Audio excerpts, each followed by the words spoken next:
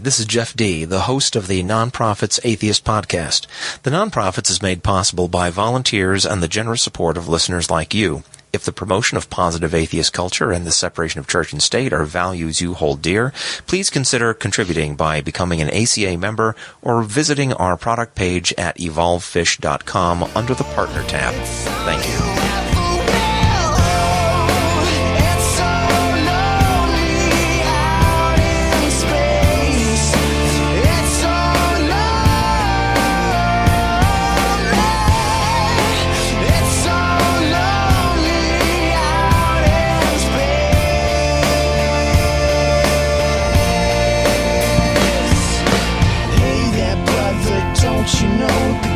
Upstairs left us years ago, so there ain't no fate except the one you make, and there ain't no hell except the shit you take every day. So don't tell me life doesn't hurt, and that you don't need the people cause you've got your church. You gotta take your head out of the sky, because there ain't nothing there but the satellites. And you are the Non-Prophets.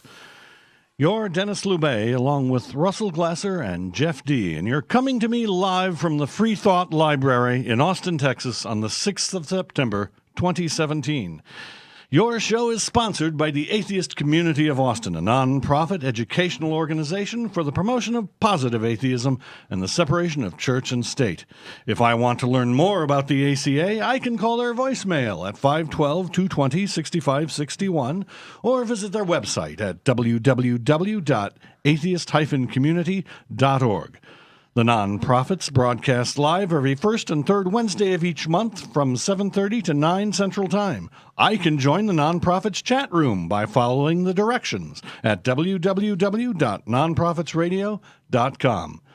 So I will sit back and enjoy your show. That's nice, Dennis. You kind of turned it around on him. I did. But I have to say that not everything is about you. It wasn't the greatest intro. All I had to do was change a few words. It was cute. It was creative. Yeah. Very inventive. Sure. How's everybody doing? This was a 3-week hiatus, right? Yes, it was. Yeah. Oh, And, you're missing Just us. enough time to get hit by a giant hurricane. Yeah. For anybody wondering, it rained kind of heavily here in Austin, but we didn't get hit nearly as hard as our friends down in Houston. My hat blew off one time. So that was terrible. I let my 15-year-old drive one evening. Wow. During the hurricane. It was In a the tropical hurricane. storm, and it wasn't. Okay. But, It's horrific what's going on in Texas in those areas that are affected, Yeah. which is not our area. And by the way, if you're listening in Florida, now you've seen what happens to people who stick around. Yeah, so Irma is on the way. You might consider. Because Joel Osteen is for sure not going to let you in. That's right. There's a Joel Osteen facility in your area there in Florida. I doubt that. I don't know where he's. I don't think so. I don't know. And I just wanted to get a dig in at that jerk. If you don't want the hurricane to attack, stop being gay. That's true. There you go. That's true. That's another thing you might consider. People that say you can stop these hurricanes if there was no more gays. So That's right. Why are you always being so gay? God has no choice but to hit you with hurricanes. So this is the threat cure. Yes. So I'm sure some of our listeners are wondering, what can I do that's constructive since I can't just pray to people? Well, Any ideas? well, if you have money that you can afford to part with, then contributing to efforts to help people in these ravaged areas might be good. such as the foundationbeyondbelief.org/hurricane-harvey-drive. A fine choice. I'll read that one more time. Foundationbeyondbelief.org/hurricane-harvey-drive has been raising funds to provide relief for those impacted by the storm. If you want, you can put your secular values into action by donating to their fundraising drive. And Russell, you've got more to say about that. Yes, as a matter of fact, if going to their website is too much effort, It is a kind of long URL, I have to say. I had a shorter one, but I didn't realize you were just going to read that one, so I didn't pull it up. That was my part of the job. That's okay. The Atheist Community of Austin, the board of directors met on Sunday and agreed that everything we made that day would everything that we received in donations on that day would be sent directly to the Humanist Disaster Recovery Team at Foundation Beyond Belief, along with us matching the first $1,000. And my understanding is that that is also going to be true for the remainder of this show. So if you're listening on YouTube, then there is a button in the upper right corner of your screen, I believe, that you can click on and give something, and it will all just be redirected to HDR. Cool. And if you're not listening live on YouTube, but you still want to donate something, you can donate to the ACA if you want, or you can go to the Humanist Disaster Recovery website, and I'm sure there are many prominent donation links there. You want to read that full address again, Jeff? foundationbeyondbelief.org/hurricane-harvey-drive. Yes. So... Be productive. That's the hurricane response portion of our show. Okay. Well then, I heard you bring up Joel Osteen. I did. Do you have something Yeah. about Joel Osteen? Do you want to go right straight into that? Yeah, I've got a Newsweek story from a couple of days Now, ago. can I just preface this? Yes. To kind of put it in context of where I, as a random human being, think we are in this whole Joel Osteen escapade. All I've seen is a lot of back and forth on Facebook with some people talking about Osteen not opening up his church, and which is conveniently located and a huge facility that could house a bunch of displaced people during the storm, and then other people saying, oh, that was not true. And then finally the news appeared to be that he late opened the place up and started letting people in, and it just goes back and forth. So do you have I would hope that this report you're about to read is some actual facts. Well, I hope so too, 'Cause there's a bunch although, of back and as is forth. frequently the case, I have not read this yet. Woo-hoo. So I'll let you We'll know just- when I get there. We'll hear it all together for the first So time. Joel the Osteen first time. says this headline in Newsweek, televangelist whose church closed during Hurricane Harvey tells victims not to have a poor me attitude. A televangelist whose church closed its doors during Hurricane Harvey claims that he is the victim of misinformation and told flood victims not to have a poor me attitude. In his Sunday sermon, multimillionaire pastor Joel Osteen addressed the criticism that has been directed at him after his 16,000-seat Houston megachurch initially closed its doors during the storm in which thousands of people were left homeless and 40 were killed.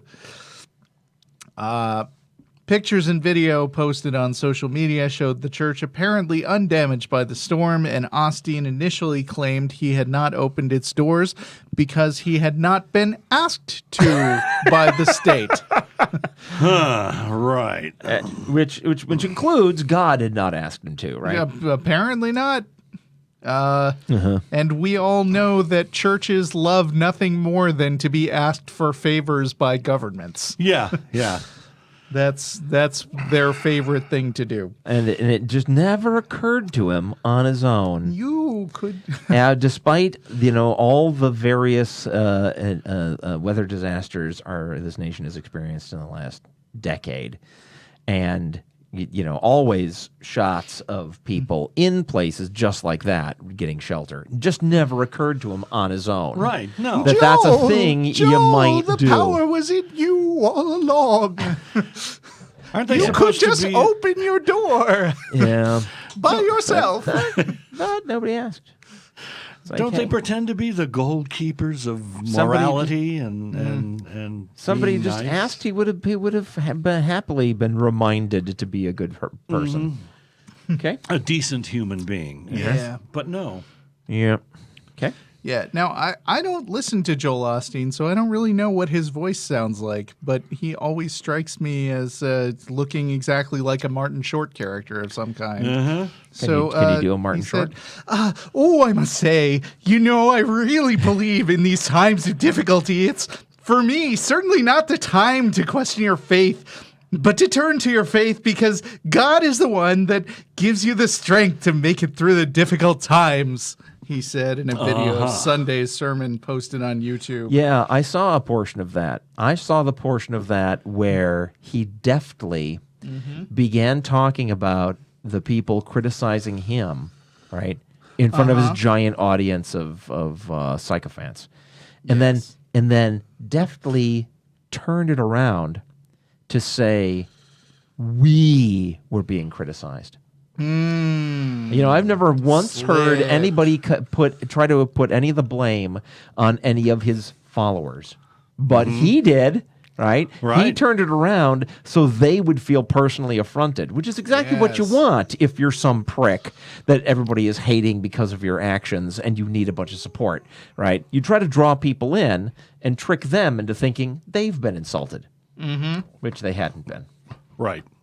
They're just, here, I'll happily insult them right now. They're a bunch of morons. Yeah. But that was not what the criticism of Joel Osteen was about, and the criticism of Joel Osteen was not directed at them. Yeah. Wow. Okay. Let's see. Joel Osteen blamed misinformation for criticism leveled at the church for remaining closed. He said he hasn't opened its doors due to safety concerns. Sure. And floodwaters came within a couple of feet of breaching flood walls installed after floods in 2001. People have been driven from their homes and lost everything and are like hungry and tired and possibly injured. Those people can be dangerous. Yes, they are. So. Oh, Same reason they turned away so that was for Mary safety. and that crew. Yeah. This was a fantastic pull quote right at the end. He continued, it's something that you just kind of alluded to. Yeah. This is not just an attack on me. It's an attack on what we stand for. There you go. For faith, for hope, for love, he said. Jesus even said, when the world hates you, remember it hated me first. And for... Which... And they stand for not taking the risk of maybe racking up some repair costs afterwards. Right. Okay. So that's what it's all about. It's about hating Jesus. Right. So now, of course. But what people don't understand though is that this was just a big test run of how to operate a facility, a large, expensive facility in the path of a hurricane. If you're a fascist asshole. Yes. So, and my understanding is that Mar-a-Lago is now on the path of Hurricane Irma. Good. So it'll be interesting to see if they apply the lessons of this facility to Trump's resort. Which I don't know how many people that could house. Quite a lot, but I mean, would they think. couldn't afford it. What do you mean? Oh, they could. That's right. Right. The ticket price alone. He'd be like, turned look most- how generous I'm being by letting people who can spend $2,000 a night We'll let them in half price. take How about shelter. that? Half price. well, 10%, 5% off. Oh boy. And then he takes his attack right off. But we will never know. So that was fine. Yeah. Any more comments on Osteen? No. Well, here's something from overseas. That I guess, did they ever get hit by hurricanes in England? No, they have not discovered hurricanes. Or do they- over there. do they that was have a- good old Is American there another name for know-how. it? Typhoon or That might be, something? yeah. I'm sure they have some kind of severe gotta have weather. I'm some. just curious. I'm desperately looking for some sort of a bridge between the two stories. But Yes. Yeah. what I actually have It's here called is Bubble and Squeak over there. what? You can't just, and I know they have some dishes which from are outside of American experience, and the names sound kind of odd, but that doesn't mean you can just bash any two words together and say that's something that they eat. So according to a recent poll, for the first time, more than half of the people in the UK do not identify as religious. According to a Yay. survey, Hooray. they're Brexiting religion over there. Oh. I'm sending my envy over there for them.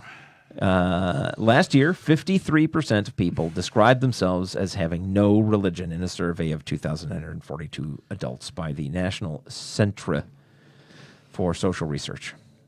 And those aged between 18 and 25, the proportion was higher at 71%. And Julian writes, in many things, the UK follows the US. Let's hope that in this trend, the U.S. follows the UK. Well, yeah, that would be convenient. I haven't really personally seen any big increases in non-religiosity over the last. I mean, we got a big jump when it got up to about what's it, 17% or so of non-religious people in the U.S. And then it's been kind of holding steady? Or have you guys seen increases? No, I haven't. It's hard to say. I mean, I feel like it is easier now than it's ever been to just mention, oh, I'm within a big atheist group. Well, that's certainly true. Reasons. Acceptance and acknowledgement of the existence of atheists is way up. Yeah, That's like certainly I don't true. get, I don't get blasted or get the stink eye very much. But are we still the most distrusted? No. Oh, Wait, no? someone's overtaking know. us? I don't know. I Oh, haven't that's heard. right. You sounded there very was that, certain. There was that thing that we were still less trusted than the Muslims. I mean, years ago, it turned out that the Tea Party was more disliked than atheists. Yay! But it's been a while since the Tea Party really was you a think- thing because now they're just mainstream that's Republicans. True. Well, yeah, or Trump supporters. So, Yeah. do you think? Like, I haven't seen a poll about comparing those folks with us folks. I don't know. Who knows? Who knows? We need more polling. How about some? Last September, so 1 year ago, Muslims passed us as the most unpopular group. Yeah. Oh, boy. Okay. And So I was right. We're not the least trusted. We're not the now. least trusted. All right. as of 1 year ago. Yay. We could have come back. Yeah. Don't worry. We need to do more. We need to do some bad things. We kept thinking we'll have a meeting of the secret atheism movement to come up with some bad things to do to hurt our reputation more. Yes. So we can be number one. There was another study, and by the way, to acknowledge people who are saying things, John Erickson on Facebook asked, gonna talk about Joe, what's his name, and his church? So we can credit that whole last story to John. You mean Joel? What's his name?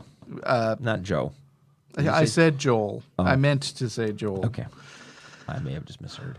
Hi, Hi, everybody. We're actually reading your feedback. Check Yes. this out. Also, TheoCat linked this survey, And I want to say, we're really enjoying your show. yes, Yes, well. especially We get together, the three of us get together every first and third Tuesday. Was it Wednesday of each month to listen to your show? So thank you for entertaining putting us it on so for us. much. It's great. We don't have to do anything. And we don't, as you could probably tell by listening to it. That's right. This story. So Off the cuff is our mantra. I'm reading this story in theatlantic.com, but you can also find it at the Pew Research. I think PRRI is Pew, right? I don't know. But it is about another study, which is not overseas, for those of you who are here on our side of the sea. Yeah. New survey data indicates that religiously unaffiliated people in the United States are diverse, and in many places they make up a greater share of the population than any single faith group. Hey. In at least 20 states, religiously unaffiliated people make up a greater share of the population than any one faith group or denomination. Wow, really? These findings are drawn from a new survey from the Public Religion Research Institute, or PRRI, which sampled more than 100,000 United States adults between January 2016 and January 2017. The report's state-by-state breakdowns offer a detailed look at the geography of American religion and non-religion. People who don't identify with any particular religion also don't fit any particular demographic mold. They come from a range of racial, income, and educational backgrounds. While Christianity still dominates the country's religious landscape, and that's why you have to be careful about this because, Right. the article is not saying that more than half of people in those 20 states are Yes. atheists. It's saying once you break it down to people in all the different religion-related camps, sects. that in 20 states, the biggest one of those is atheists, which is still pretty impressive. Yeah. Good for us. Yay, go atheists.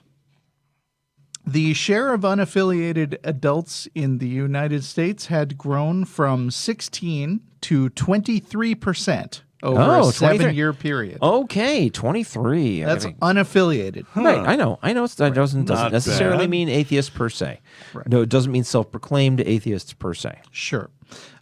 While roughly 70% of American adults identify as Christians, the so-called nuns, and I hate that everybody uses that word because I have Yeah. to spell it every time. It's not people in habits, No. Yeah. People with no religion have been growing as a share of the population. Roughly 41% of Vermonters and 33% of those from New Hampshire aren't affiliated with a particular religion. This was also true in the Pacific Northwest, where more than a third of residents in Oregon and Washington didn't claim a specific faith. Weird. The upper left and the upper right corners of the United States. I mean, Why those Yeah. regions, do you think? they're very far away from the South. Maybe. And here we are right in the middle of it, so explain us. Yeah. Yeah. All right. Well, good. That just answered a bunch of various questions. I that wanna had just been ask- raised. What a timely article. I want to ask you guys which state you think would be the fewest number of unaffiliated people, but I also don't have the answer. Fewest from this article. unaffiliated. So Fewest unaffiliated. the most religious states. Right. Right. Where the highest percentage of people proclaim membership in some religion. Yeah. That's hard to say because I got the actual study up. Let's see how fast Yikes. I can find it. I have to go to the Bible Belt, my man. I impulse. mean, it's Got it. like- Yeah, before you say, I just want to talk this through. My first impulse would be to pick a very Christian state, but just because it's very Christian doesn't mean that it has the most people who have some religion in general, because that percentage is going to have to include your Muslims and your Jewish people and your but Muslims are like less your than a percent. Satanists and Yeah. everybody. Huh? What? Well, Muslims- yeah, but it adds up. It adds up. Okay. I guess I would have to. I would actually suspect something in the Southwest, like maybe a Nevada, or yeah. I'm just gonna go. That's a big one because there's such a pressure to just be specifically Mormon there. Yeah. Nah, I'm sorry. It's Ooh, is it not? It's way more predictable than you're going. Mississippi? Yes, it's Mississippi. Oh well. Knew it. Let's see. Well, Mississippi was the least religiously diverse state. Oh. A majority Yeah. of Protestants in Mississippi. 60% are Protestants. And then in Utah, 51% are Mormons. Whoa. And it also mentions that. No, wait a minute. It says okay, but it doesn't. Where's the rest of the percentage? Like in Nevada, it's 60%. Other things. I'm sorry, not in Mississippi. It's 60% Protestant. Wow, and is that how they're breaking it down? I haven't just still Protestant. They're not going to subdivide it into the different. I Protestant haven't cults? still got the full state-by-state data, but I can tell you that in the South, they've broken it up into 5 regions, and in the South, there's the southern states overall. 43% are Baptist, 14%, 15% are non-denominational. So non-denominational still means Christians, right? Not I believe so. Yes. And then Methodist, Pentecostal, Lutheran, Church of Christ, Presbyterian, Episcopalian, and then way down there at 1.4% in the South is Jehovah's Witnesses. Yeah, glad they got their story straight. Well, that makes sense though, because that would only be people who've actually seen Jehovah, and that can't be very many. Wait, I'm sorry, I was Yeah. reading the wrong table. That's a breakdown of just the people who are Protestant. Sorry. Okay. No. But that answers my concern about breaking Protestants further into their individual subcults. Right. And it also mentions that Catholicism, which used to be the more northern flavor of Christianity, has been moving south, although I don't know exactly what they Searching what they for mean by fertile that. ground. Wow, kids, get out of there.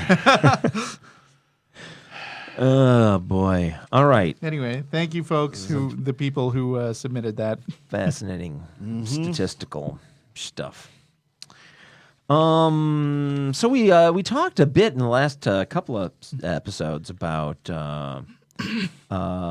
theism as it relates to tabletop fantasy role-playing games. Yeah. And we've gotten some feedback on that. Feedback on that? That's so fringe. But that's our audience, man, Yeah, apparently. yeah. Well, that's the audience we've kind of gathered for ourselves because we keep talking about And it's an audience we appreciate. this shit. I got 2. Let me start with the one that's more specific. One is kind of diverges into computer games, which we should totally go there. But, Right. Yay. But Yeah, absolutely. we'll get there with letter 2. Joseph writes, I really enjoyed your guys' discussion on D&D and a rational fictional character in a fantasy world. I've thought about this a lot ever since I watched some Christian movies as a gag. Oh, poor bastard. Did it work? Did you gag? I would say this, odds are high. The thing is, like in the Apocalypse series, okay, see, he's bringing his knowledge he has gleaned from watching these Christian movies. Like in the Apocalypse series, there are still atheists in these movies. Right. After Yeah, Rivers, Kevin Sorbo. After rivers turn bloody, after the rapture, and after people do magic. The reason is that these guys, Christians, have to tell themselves that the movie isn't really that fictional because these things are real, according to the Bible. Right.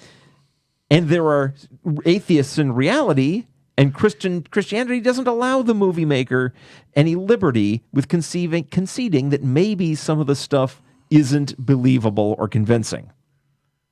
And that atheists just won't believe no matter what. Right. Yes, that is That's what they totally a think. thing. If I might, since Joseph brought up movies, one of my angriest movie moments ever, and it's not alongside the standing ovation that the execrable Bruce Willis movie. Armageddon, yeah, the meteor movie. Oh, so bad. Got a standing ovation at the end. One of my other angriest moments in a movie theater was the end of the X-Files movie, right? Never liked the X-Files. Where the woman who is the skeptic, right?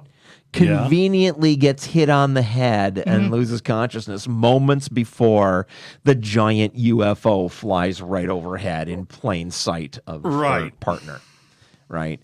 It's exactly the same kind of shit, right? If you want to portray atheists in a setting where the stuff that or non-believers in a setting where the stuff they don't believe is not real, you got to bend over backwards to excuse them not believing. Right. In the real world, this doesn't take anything like that. In the real world, you just look around. Like, see, nope, any no UFOs? gods. See any UFOs up there? No. No. And take a hard look at the facts. Any UFOs? Nope. Nope. Take a hard look at these facts. Any Jesuses, gods, anything? No. No evidence. No supporting evidence. No. You familiar with the page on tvtropes.org, Hollywood Atheist? Wow. Oh, no. Oh, of course there's that. Okay. Yeah, it's there is such a thing. Yes, Yeah. I'll skim it. Common Please. to all portrayals of the Hollywood atheist is the idea that faith is the natural state and something must occur to drive the character away from the norm. Given that the majority of humans worldwide are religious, this understandably colors media greatly, but still it's always my reason for not believing is X. One never hears, I just don't have a reason to believe, which is the most common real-life reason given by atheists. Right. Yeah. Compare... Wow, who would expect this level of rationality from TV tropes? That's pretty good. Well, I love TV tropes. That's They're great. awesome. That's great. Compare with, and there's links to other tropes, holier than thou, see crisis of faith, also see useful notes on atheism, which is one of their serious pages that's not about media. Not to be confused with the American conservative movement's more vocal members' view of Hollywood's war on faith. And this leads us to just a little, in the middle of Joseph's letter, I'm going to do a quick little movie review. I posted a link to this film on the NonProphets group, fan group on Facebook. But Stephen Fry has written a novel called The Hippopotamus, and there has been a film version.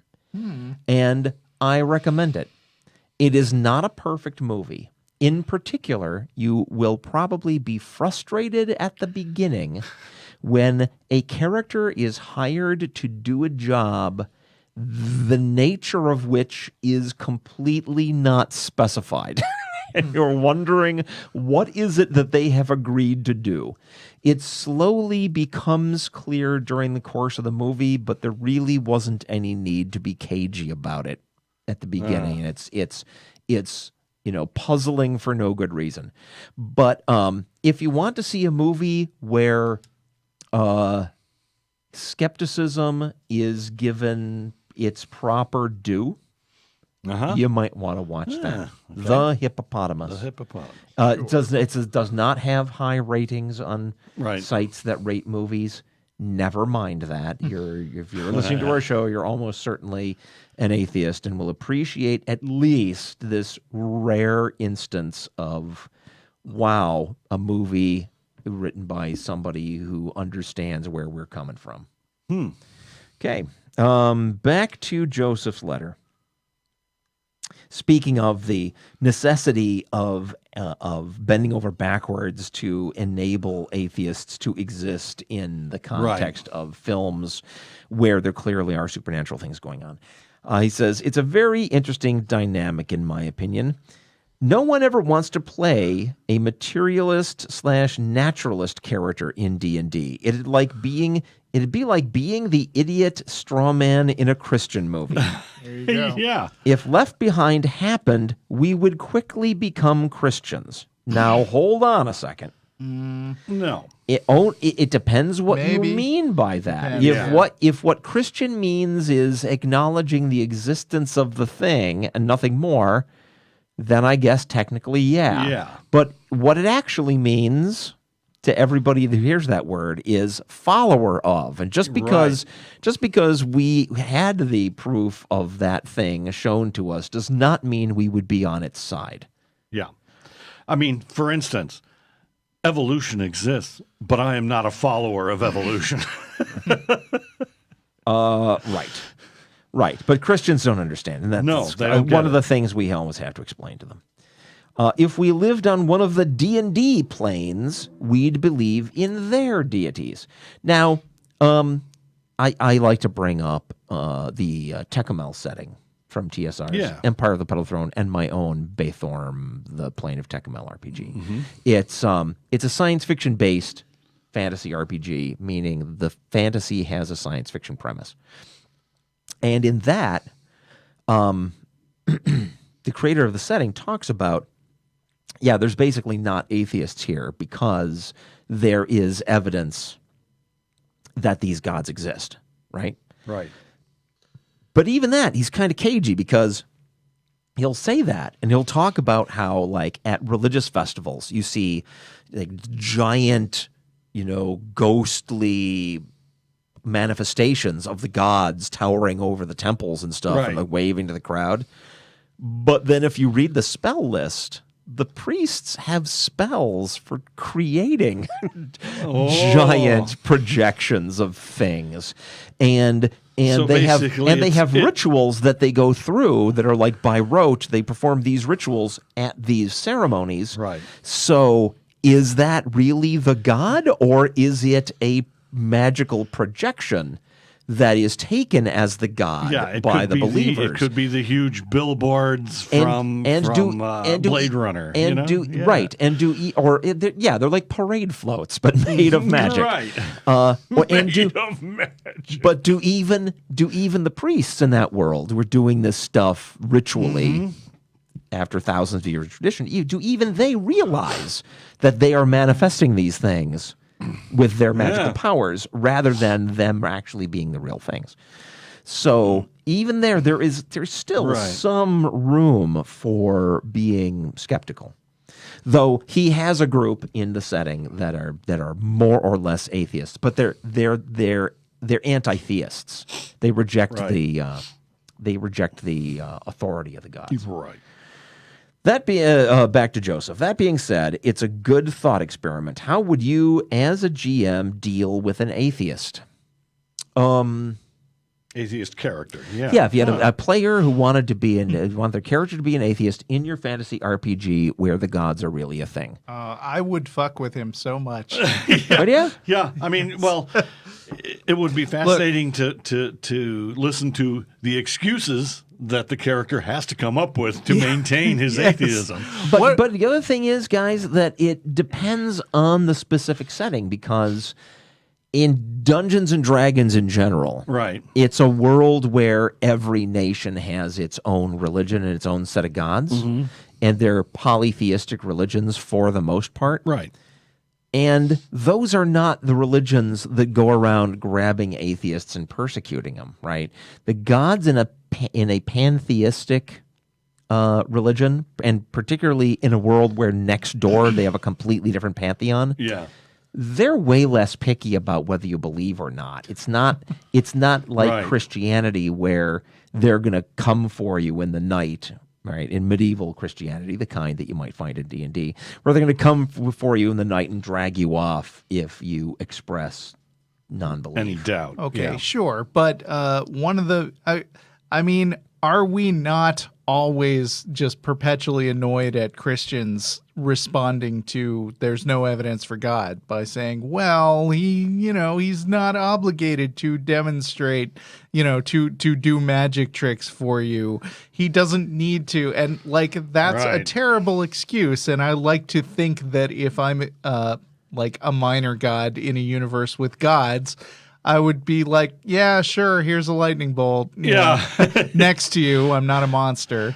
But I mean, I think it is the polite thing to do to give occasional demonstrations of your power and wisdom as a god. Sure. But also, I think I talked about what I did with the question of religion in the D&D campaign I ran, where that's a world where there's actually stats for the gods, and if you have a powerful enough player character, you can go beat them up. Right. And it's a world where, in this nation they follow the Norse gods that have their creation myth, and over here they follow the Egyptian gods that have their creation myth, and they can't all be right about where the world came from. Right. And the backstories of the gods of those different religions can't all be true. And so I brought in the atheistic-ish religion, which says, yeah, they all exist, but none of them are gods in the sense of, progenitors that are the founders and owners of the universe. And therefore, there was the atheistic religion was not so much atheistic as anti-theistic, in that their teaching was, doesn't matter how powerful you are, you really need to treat everything with a modicum of respect. Right. And they need some kind of theistic Geneva Convention. And then, of course, the great big powerful Central Empire embraced this religion of Gormanism, the followers of the wizard Gorman, who went around and beat up the gods, and with that justification, they went and conquered a bunch of their neighboring countries that worshipped these pantheons in order to free them from the tyranny of those gods.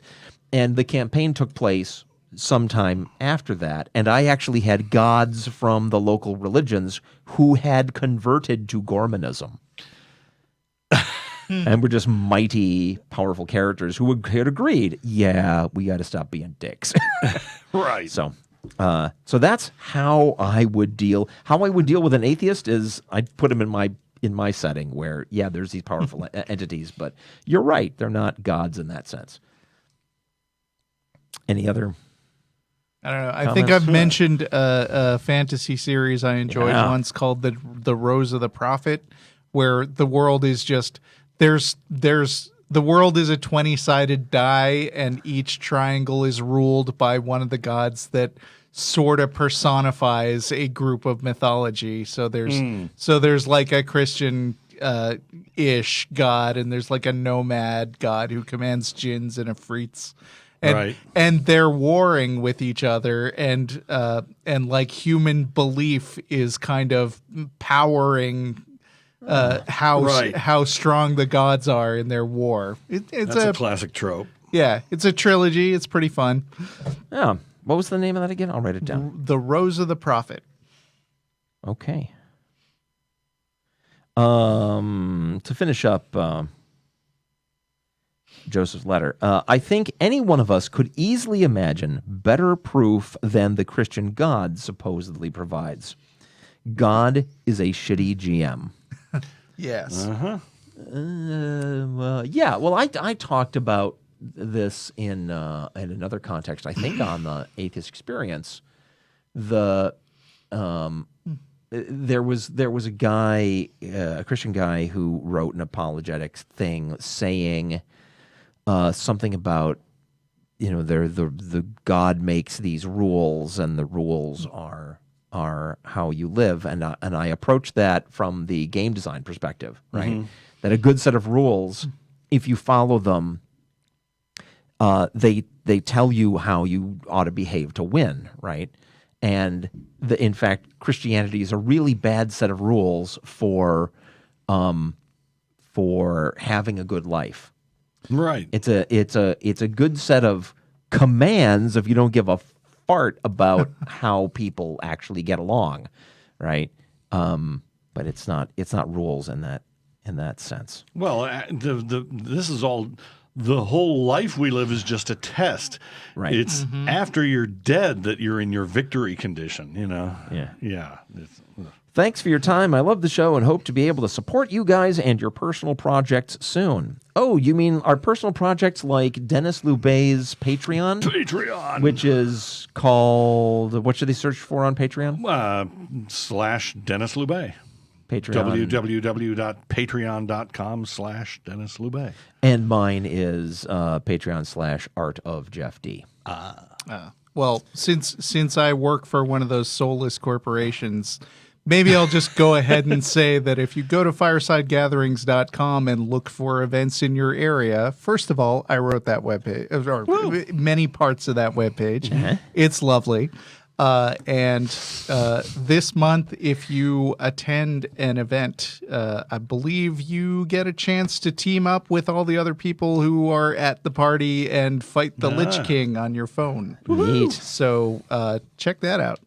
All right. I'm not speaking for my company in any way or stating what it is. Right. Disclaimer. Thank you, Joseph. What else you got for news, Russell? So this is this is a kind of story that I am interested and also hesitant to read because it's basically Christians squabbling with other Christians, and some of them look better than others. Yeah, but we can maybe get some shots once in a while. out of it. Give it a shot. So first of all, thanks John Ezel, who is at Ambolu AHMBOLU for on Twitter. So Robert W. Lee the Fourth. He is a great nephew of the probably better known Robert E. Lee.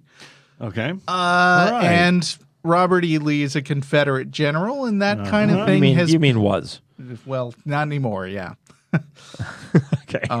Just being a stickler. Go ahead. That kind of thing has been in the news a lot lately because white supremacists have really sort of taken up the Confederacy stuff as their symbols. Anyway, Robert W. Lee went on the MTV Video Music Awards. He is a minister himself and a newspaper columnist. And on the music awards, after the slaying of Heather Heyer by a group of white supremacists, he said, I'm a descendant of Robert E. Lee. We have made my ancestor an idol of white supremacy, racism, and hate. As a pastor, it is my moral duty to speak out against racism, America's original sin. Today, I call on all of us with privilege and power to answer God's call to confront racism and white supremacy head on. Now, this guy is a Baptist, I think. I'm not sure, but guess what the church... Guess how the church reacted to this. Yeah. Oh, boy. Bunch of parishioners gave him blowback, denounced him, and he stepped down as pastor of his North Carolina church. Not Baptist. He was pastor at Bethany United Church of Christ in Winston-Salem. Has long supported removing monuments to the Confederacy and has already drawn attention for his lineage and for his stand against white supremacy prior to his MTV appearance. Yeah, I'm not trying to build this guy up, but I thought this would be a good doorway to ask what you guys think about symbols and taking statues down and other stuff like that. Well, I think the statues should come down because they're not informing you of the existence of the character. No, they are literally putting the character up on a pedestal to be admired. Yeah, I certainly agree with that viewpoint, though on the question of whether they should come down, communities decide whether to put things like that up. And communities have the power, they have the decision-making power about whether and when to take them down. Sure. And they are exercising that authority. Yes. So people from outside that community screaming and yelling or descending on them with Nazi flags and automatic rifles and shit to defend the statues are full of it. Yeah. Right. Yeah. There's also been like a renewed wave of hand-wringing about how this is political correctness come to kill us all. Oh, yeah, sure. I believe Trump... No. Every time that a community decides to either put a statue up or take a statue down, they are expressing their views on whether that's right or not. That is not political correctness. That's what that community wants to do. It's always going to be an expression of what they want to do. And slandering it by putting the ugly name political correctness on it is entirely beside the point. That's just trying to make it sound bad by calling it a bad name. Right. Yeah. Our president said something about how sad he is to see the history and culture of our great country being ripped apart with the removal of our beautiful statues and monuments. Oh, God. And I think so. I mean, what occurred to me today is that the argument that you need to keep these statues around or else we'll lose our historical understanding is almost exactly the same argument used to prop up these fucking Ten Commandments monuments you see there everywhere. Yeah, Am they're just historical. It doesn't matter. Nobody could possibly learn anything except by looking at a statue. Right. It doesn't matter that the whole country is paved by fucking Bibles. Right. No, Right. that one freaking monument has to stay there and tell us what the Ten Commandments were, or we'd forget. Yeah. Yeah, I mean, these things go up with various motivations, but they're always after the fact defended by saying, look, don't think about what these things stand for, even though that's clearly why we put them up in the first place. They're ceremonial. Uh-huh. It's just ceremonial racism. That's all. Yeah, we don't want to forget about World War II, so we'll name streets after Adolf Hitler. Yeah, that sounds like a great idea. Yeah. Right. Yeah. And lest people think that my comments support communities that want to put up monuments of this kind. Mm-hmm. Well, on one level they do, because again, that is that community exercising its authority to make those decisions.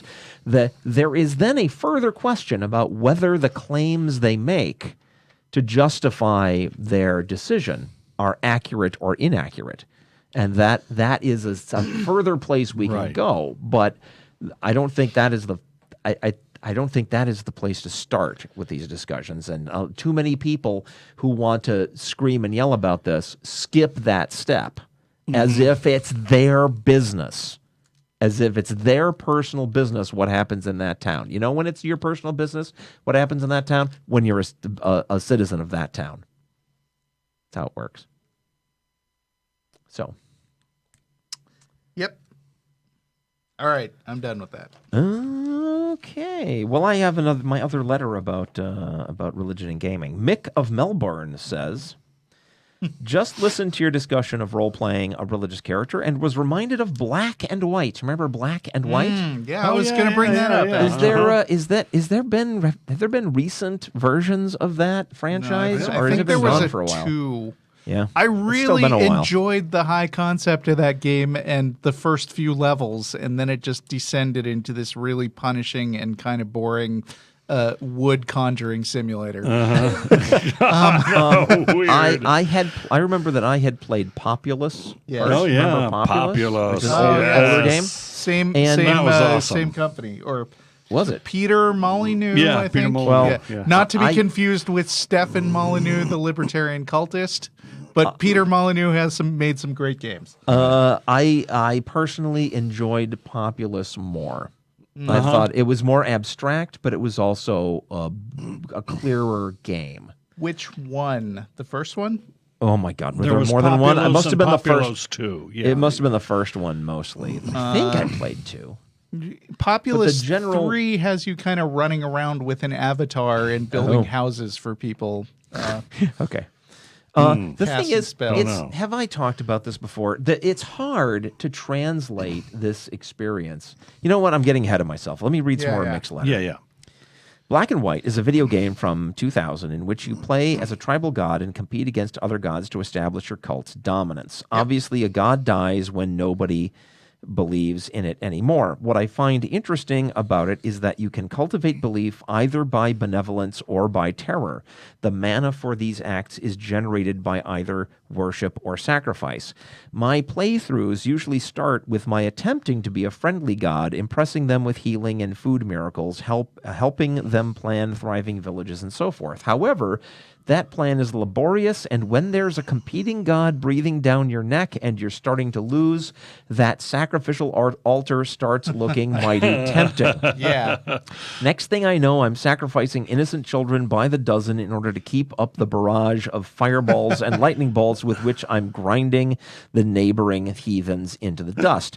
I guess what I'm saying is that I really started to identify with Yahweh. It's easy to judge him for his bloodlust, but I'd have been no better in his sandals. Well, Mick, hold on there a second.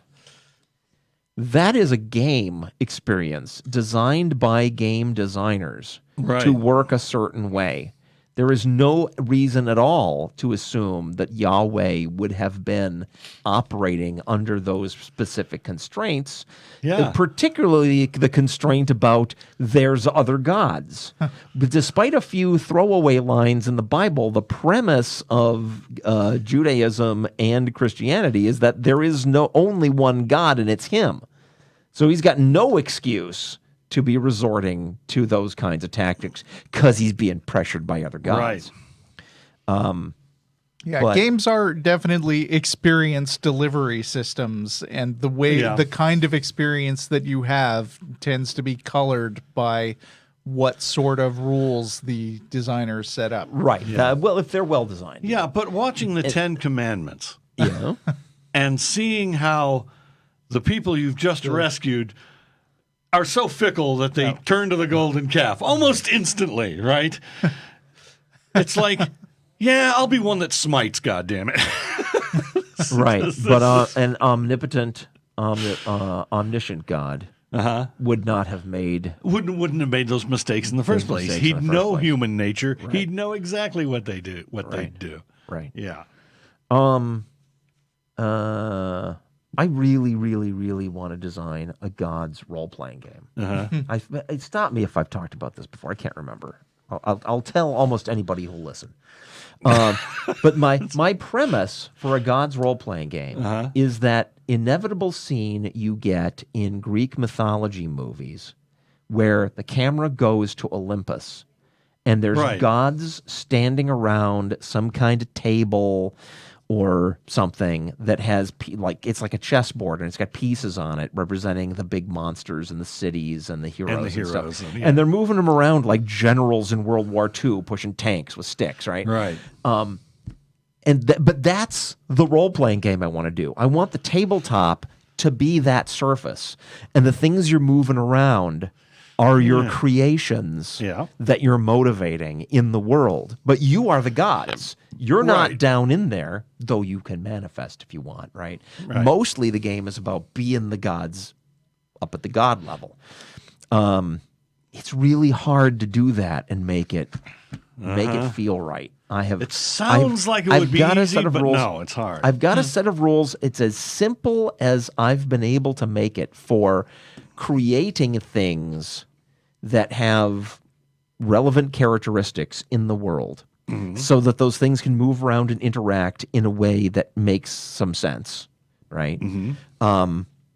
It's really hard to do that and then keep it simple enough that you as a god can create 8 or 9 different major things and keep track of them and remember what they do and what they're doing. It gets pretty complicated pretty fast.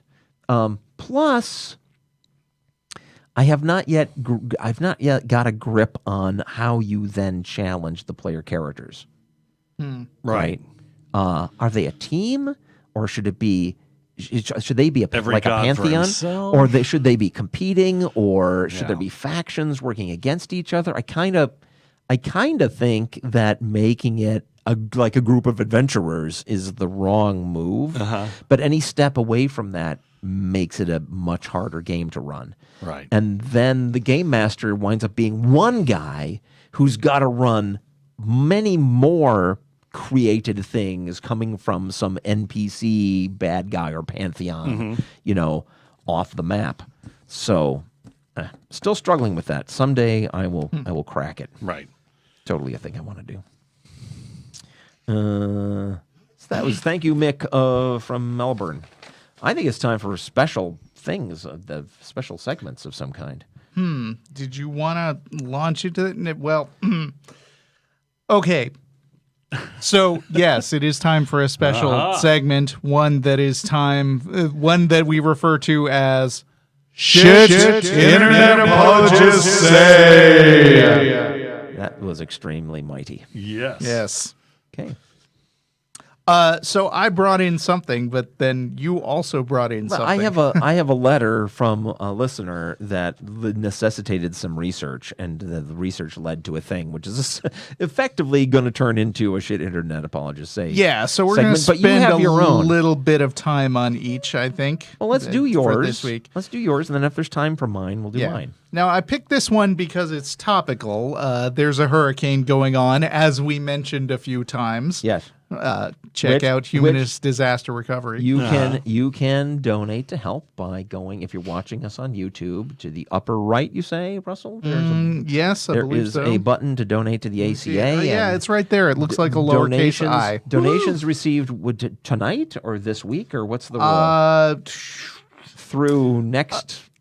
I don't want to say a specific time frame, but definitely through tonight, and we've already basically got $2,600 to contribute from before tonight. So, but we'll take in more if people want to run more through the ACA, or if you're concerned that you might be outside the time limit on that, you can go direct to foundationbeyondbelief.org/hurricane-harvey-drive. Although you are of course welcome to support the Atheist Community of Austin tonight or any other time.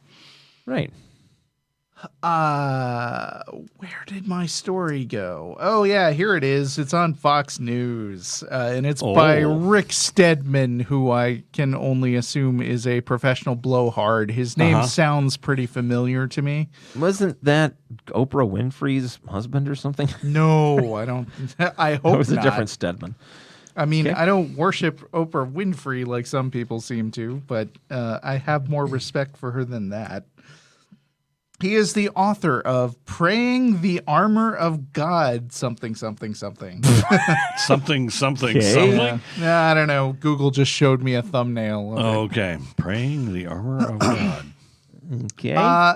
So Rick Stedman that armor. asks this, what he seems to think is an incredibly fascinating question, although it's one that I find fairly uninteresting. The title of this is Where is God in the Terrible Tragedy in Houston? Oh, he's enjoying the show. Well, he's got that nice big religious building facility that they wouldn't let any Oh yes, any of Right. he's hanging out in Joel Osteen's belfry. That's what I was He's trying to hanging on remember. to what's his. That's where he is. Or he's hiding in there. hovering over the landscape with his mouse cursor pointed at the people. Right, right. Yep. Deciding whether to set up that sacrificial altar. Yep, moving the little pieces around on the board. And say, we'll have the rescue craft avoid this area. Yeah, so Rick Stedman says, that's a really good question, one which I've heard whenever a hurricane, tornado, or tsunami wreaks havoc. Well, yeah, where is your God now? Yeah. Wow. Pity if something was to happen to him. And it deserves an honest, though maybe surprising answer. Oh, surprise us. Oh, please, say something original. It's been said that tragedies bring out the best in people, and that certainly is the case in Houston. Although in this case, the best in people doesn't seem to involve like city planning or anything. Right. And in addition, and here's my answer to the question posed above, tragedies bring out the imago in people. That's in italics. I thought, wait, Imago. Imago. Is that not Trump's resort place? Yes, Mar Imago. Lara Mago.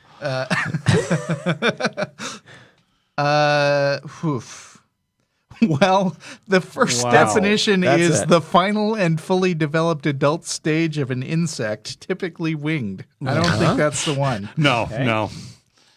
The biblical claim that humans are created in the image of God. We've all seen the stirring TV images of people helping others in Houston. What some fail to see is the reflection of God's own character in these moving images. Really? Because what I remember seeing is bands of armed fascists moving around, threatening to shoot anybody that they caught looting. Mm-hmm. That part of an example of God. I also saw the president of a large chemical company, which was conveniently located in the middle of a bunch of living spaces. Yeah.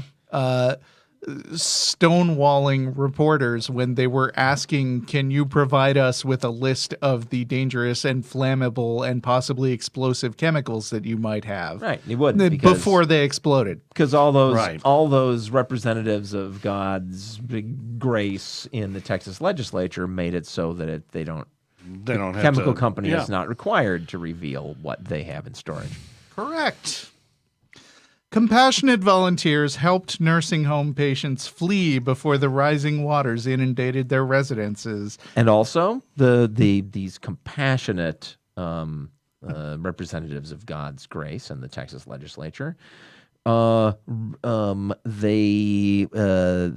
made it so that developers could build in lands that were in danger of flooding.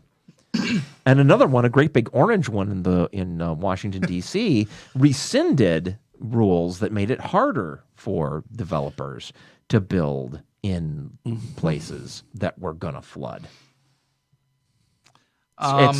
These are all marvelous examples of God's grace. Yeah. Yep. That's where he is. That's where he is during this disaster. He's all those places.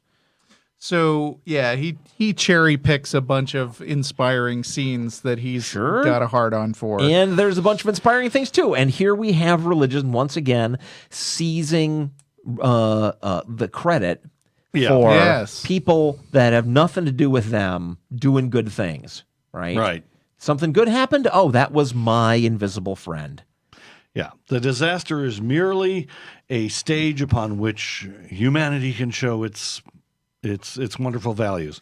Yeah. Well, I can only hope that guy suffers a terrible disaster. So that people around him can show how wonderful be inspired they are. by his suffering. Yeah.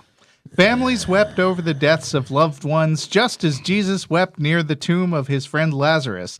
Could our tears and sorrows be reminders that death was not part of our original design, that we were created to be like God? Think about it. If atheistic materialism is true, don't you think... Whoa. Yes. No, you do not go down... He does not get to go down that rabbit hole. You can't, on the one hand, say we were designed to not die, and so all this death that he's taking advantage of to say, oh, look, all that sadness is so beautiful, right? That and therefore God can't say, on the one hand, that wasn't supposed to happen in the first place.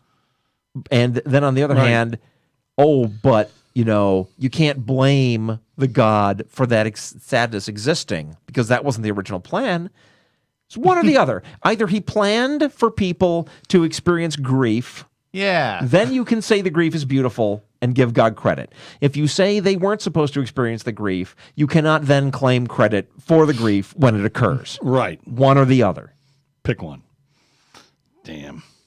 God, what a manipulative little shit this guy is. So where was God? God was mourning with those who mourned their loved ones' deaths.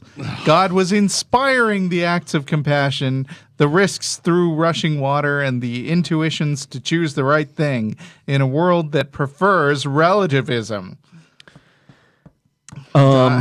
Except he this guy wasn't. needs to shut the fuck up. He wasn't there, right? Not caught on camera. Sorry, no. All that's there is you, asshole, claiming credit for it. It's like, when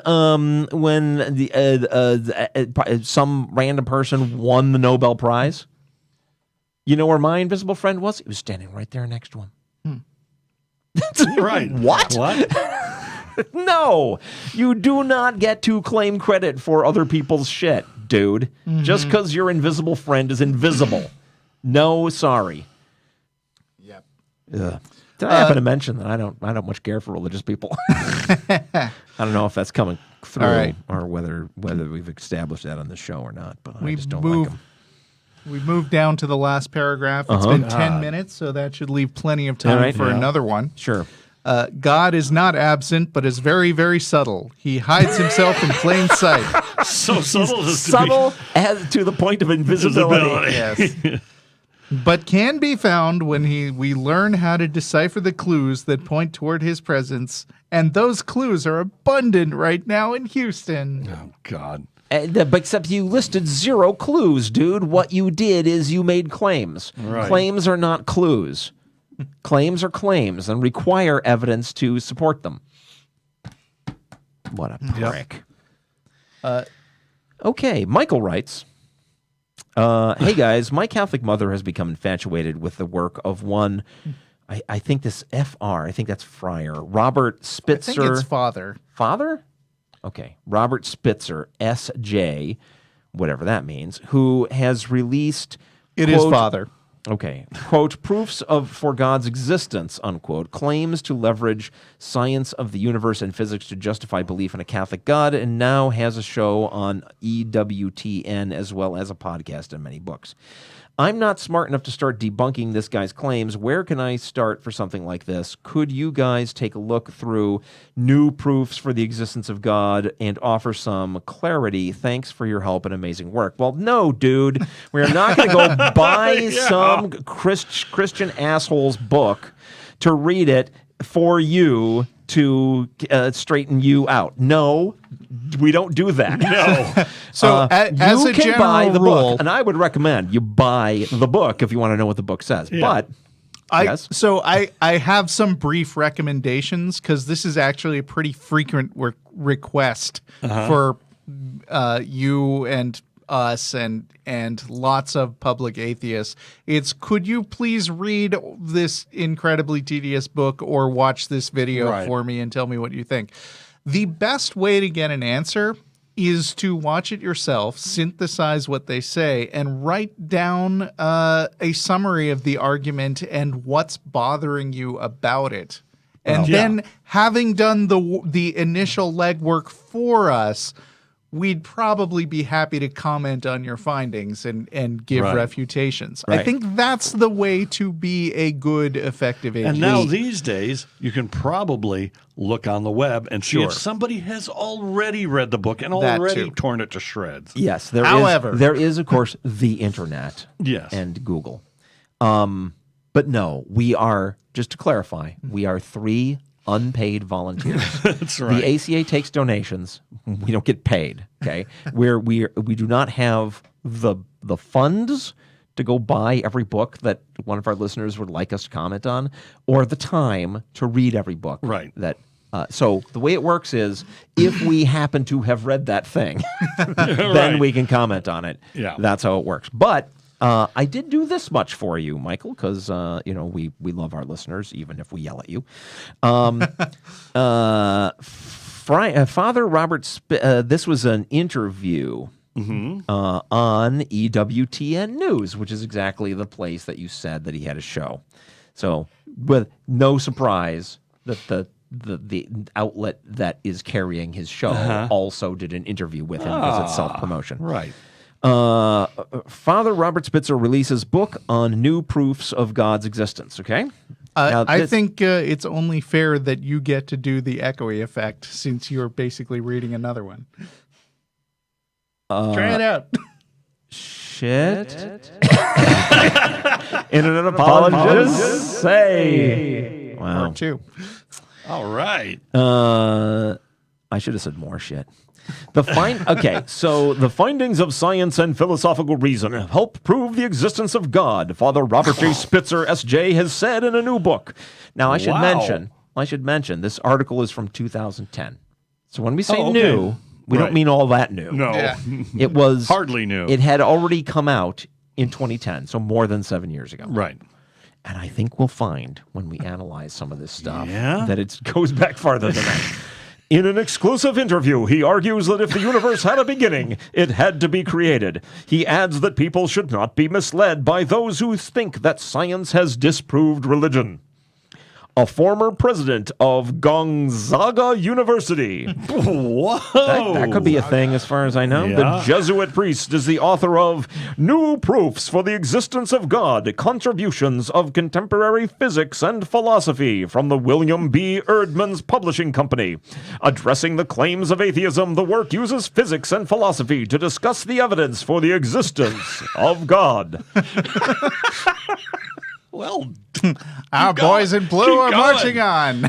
he's on a roll. Speaking with EWTN News in a Wednesday phone interview, he said proofs for God's existence are important because the connection between faith and reason has been part of Catholic tradition almost since its inception.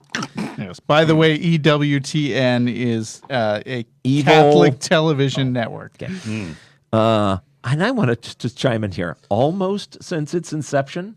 Yeah. So what you're saying is, not at its inception. At its inception, the connection between faith and reason was essentially non-existent, is what you're saying. And that all of this is playing catch-up after the fact. I just Right. want to point that out. Faith and reason are consistent with one another because both are from the same source, God. Whoa! Now, I need a voice for this guy. What is this? God invented reason, huh? I'm Robert Spitzer. If God Oh, leaves... hello, well-behaved Mormon woman. Oh, I don't want to be the boy. No, I love that voice. If God leaves clues that are accessible to human reason... I'll start again. If God leaves clues that are accessible to human reason, then it's important that we accumulate them and help people to see that reason and faith are consistent with one another. Well, yeah, that's a big if, Yeah. right? I would agree that what you need to do is accumulate the evidence and see if reason and faith are consistent with one another. Yeah. This is particularly important today because many young people are being misled by those who say that science has disproved faith. It has not. It's quite the opposite.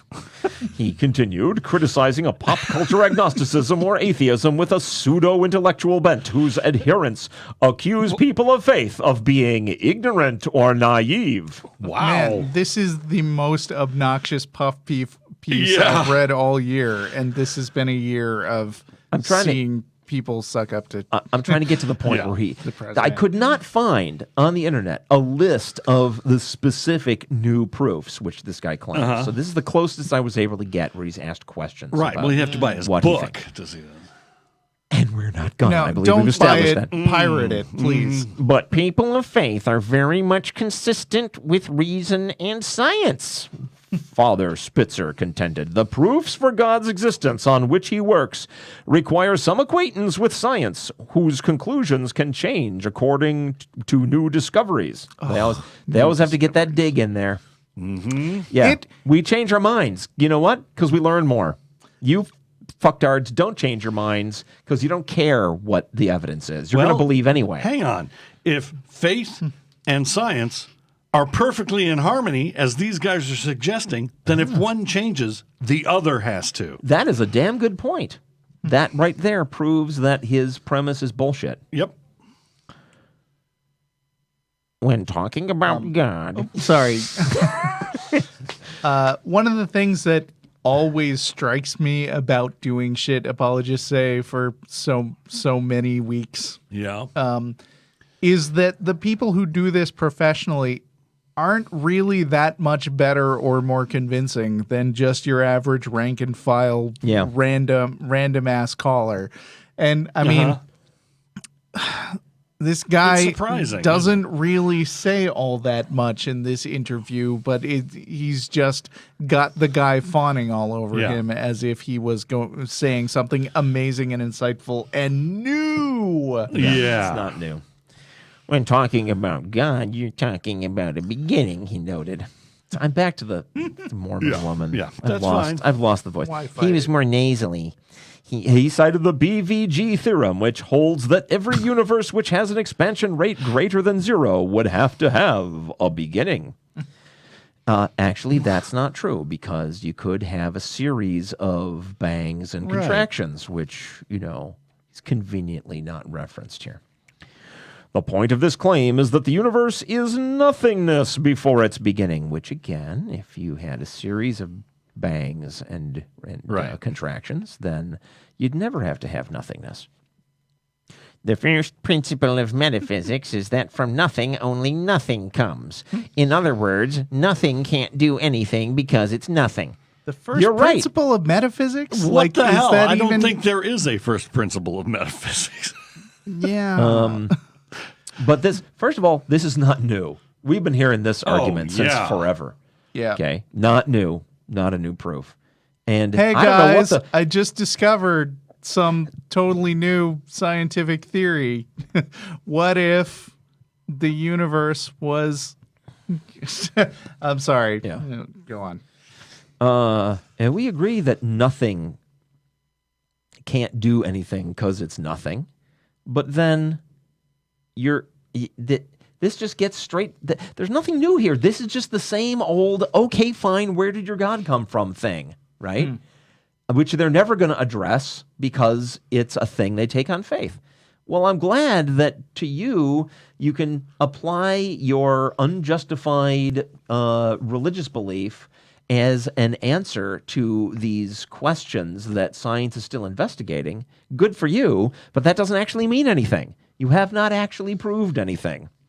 So these are not, they're not new and they're not proofs. Yeah. If this is true, then the universe could not have created itself, Father Spitzer said. He alluded to physicist Stephen Hawking's recent claim to that effect, calling it metaphysically absurd and reliant upon an equivocal use of the concept nothing.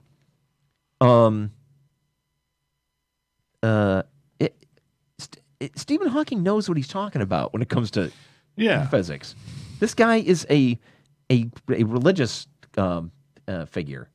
He is not.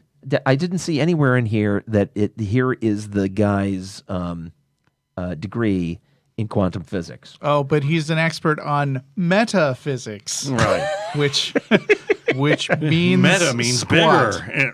Yes. Ugh. Something which Something else, which is no, don't do that, guys. Don't do that. Don't do that. Thank you. No, I can handle the voices. Thank you. something else which is not the universe had to create it. That something else we just call a transcendent cause or God. Oh, good grief. Totally not new. Wasn't new 7 years ago. Wasn't new 20 years ago. And it's not what people describe, and it's not what people mean when they talk about God. And it's not what people talk. They actually get to that later. And it's nothing to do with what physicists mean when they talk about the origins in the universe. EWTN News asked whether these proofs tell us anything about the identity of God. This is the point you just raised. Right. No, not really. That's where you start getting into the whole domain of faith.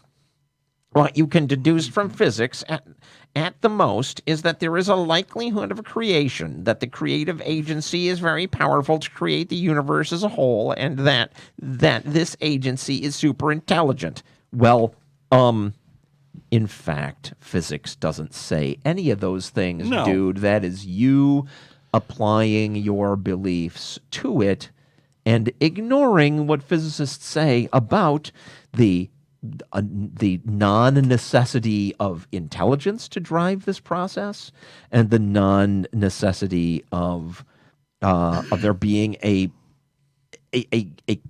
kind of conscious force behind it. Right. He said the superintelligence of this creator can be known because the values of the universal constants. Universal constants. Oh boy, this there we was go. not new No. 7 years ago. Physicists are dealing with the constants, and was it who's the physicist? He's passed away. He's well Sagan? known for. No. He wasn't one of the horsemen. Neither was Sagan, but yeah, he's well, a science or popularizer more him. than Right. Yeah. Don't know. I think, Michael, what you need to take away from this is a non-physicist just taking his faith and using it to give himself answers to questions about physics, which physicists are in fact still working on or have already resolved, and he just doesn't like the answer.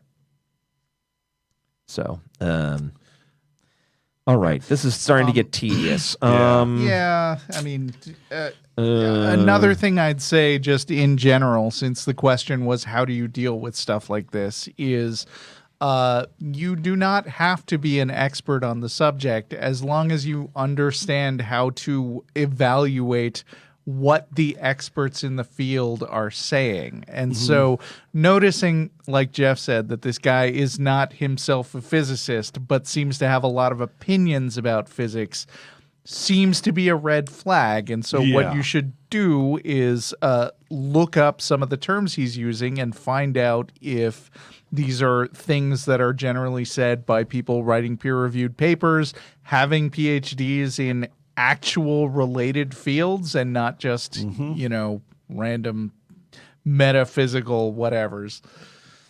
Yeah, I'll just skim the rest of this and get to some specific points. So the guy claims that we can infer that the creator is nice because he made a universe that is at least hospitable to life. Wow. Yeah. Wow, How much no. of the universe is a place where people can live, where life can Right. exist? What well, percentage? Not much. Tiny Not fraction much. of 1%. That's it?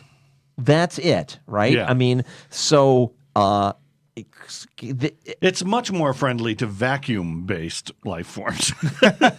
Also, that's like saying this guy, I can infer that he's nice because he didn't beat me entirely to death. Right. Also, a few minutes ago, Stedman was saying that we can tell how great God is because he gives us all these opportunities to have shitty lives where we can help each other out. Right. Like, it's another kind of you get it both ways sort of thing. Like, if the universe is a nice place, then thanks God. And if the universe destroys your home and leaves you homeless and kills people you love, thanks God for giving us a chance to show how good we are under pressure. And they're saying science and faith merge together pretty well? Well, apparently not. No. I mean, because you get, the universe had to have a beginning, so who was it? God. Well, now, wait a minute. Right. These things are totally separate. Your science and your faith are totally separate. Here's They're Spitzer. not merging at all. Here's Spitzer taking a swipe at us. Father Spitzer does not think that atheism is, quote, a matter of mere following of rational evidence, unquote. Okay. Certain assumptions are necessary for philosophical inquiry, he said. Citing the existence of the self and the world, the intelligibility of the universe, and the validity of the principle of non-contradiction. Many philosophers who have these assumptions very much believe in proofs for God's existence, while many other atheists do not address the arguments for God's existence. Excuse me, atheists do nothing but address arguments for God's existence every time you morons open your mouths. So,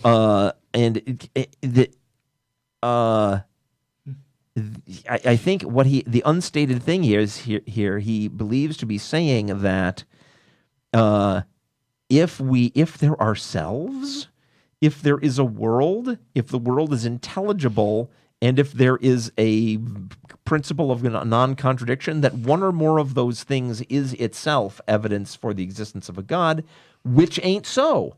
Right. I don't see it. It would be helpful in this interview if he spelled out his argument so we could rip him to pieces, but he doesn't.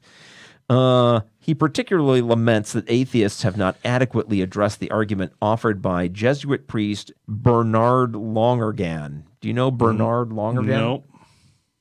Never heard of him. Do you know Bernard Lonergan? No, never heard of him either. I want to do a quick lookup. I don't know. I don't care that much, but okay. Bernard Long what? Lonergan, and it's Bernard. Bernard Lonergan was a Canadian Jesuit priest. Died in 1984. Thanks. And He's in the Internet Encyclopedia of Philosophy. does he have an argument for God?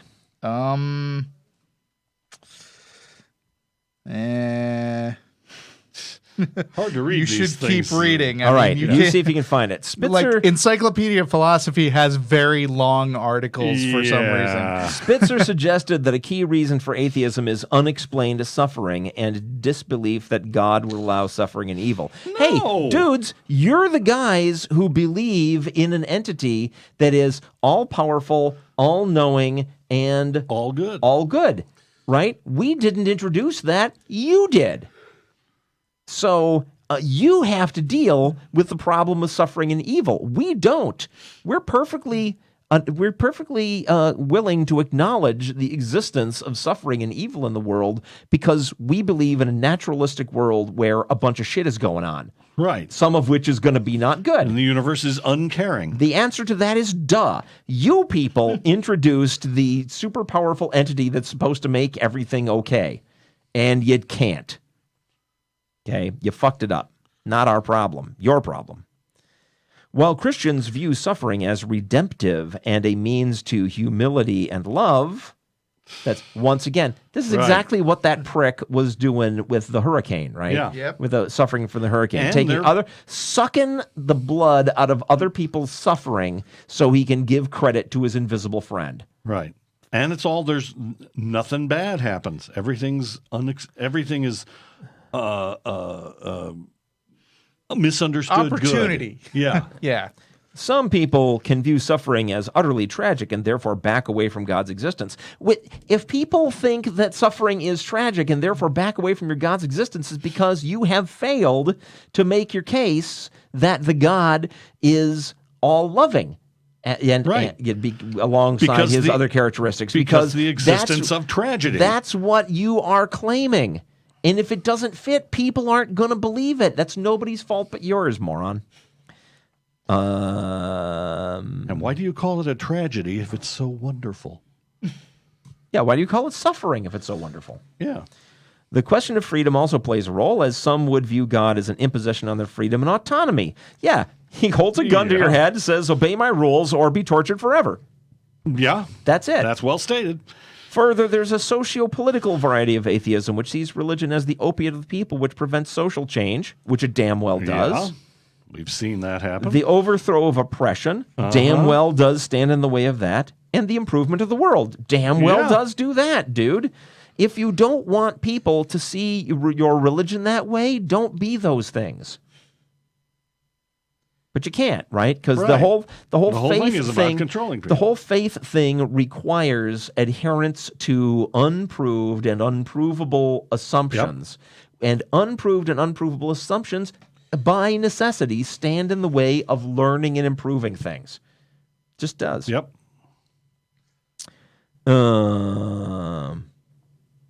Father Spitzer said that this is a revisionist interpretation of his history because religion, in fact, has caused tremendous social progress. No, it hasn't.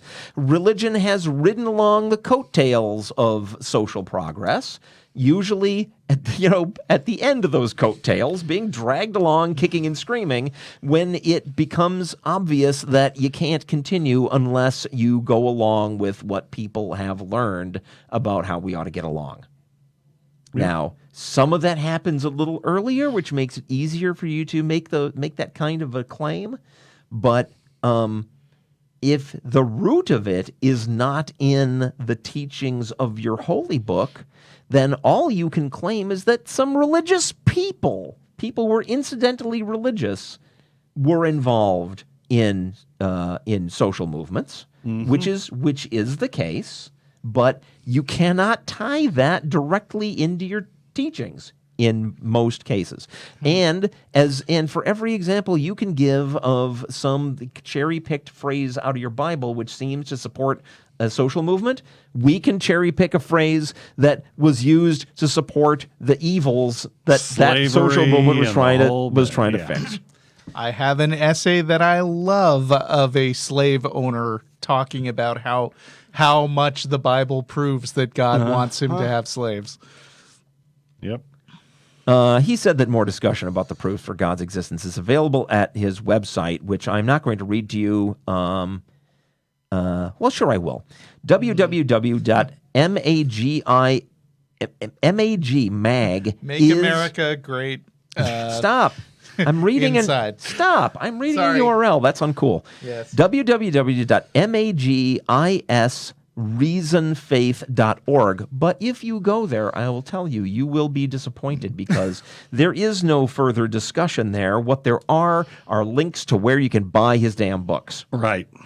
Because I went there to try to answer Michael's question and couldn't. So there you go. This is standard garden variety apologetics. There was absolutely nothing new in any of that. It wasn't new 7 years ago. Wasn't Certainly new 20 not years new ago. now. So, well, that's our show. Dennis, Well, will you Jeff. take us out? That was your show. No, that was your show. Sorry. And you hope I enjoyed it. Certainly was not my show. You'll be back with another episode in 2 weeks on September the 20th. Until then, you'll leave me with I Am the Satellite by Brian Steeksma. You should have said you are the satellite. Hey there, brother, don't you know the guy upstairs left us years ago? So there ain't no fate except the one you make, and there ain't no hell except the shit you take every day. So don't tell me life doesn't hurt, and that you don't need the people cause you've got your church. You gotta take your head out of the sky, because there ain't nothing there but the satellites.